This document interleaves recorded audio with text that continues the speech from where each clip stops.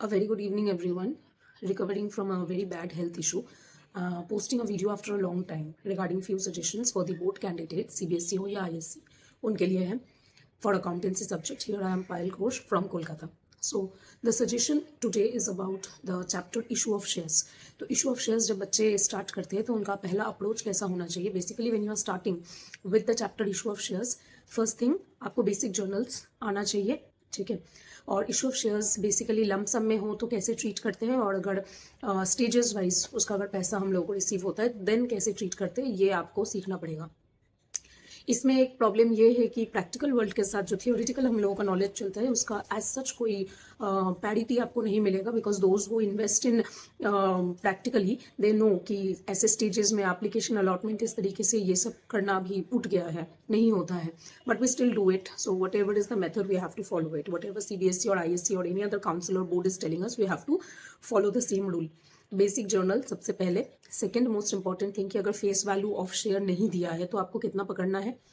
Third thing, premium में issue हो रहा है तो प्रीमियम का ट्रीटमेंट कैसे आएगा. Securities premium, do not call it securities premium reserve, it is now securities premium.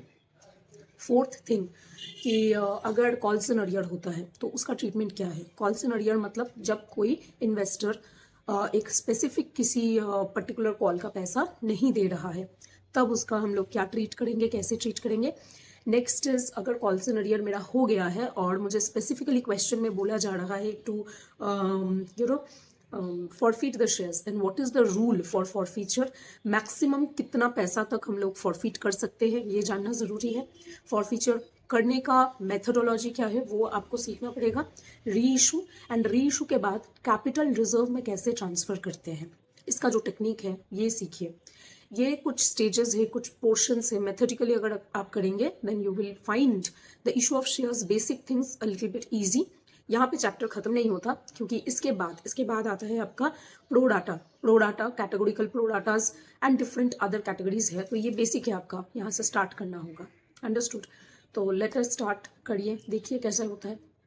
Practice and all the best for the revision. Thank you.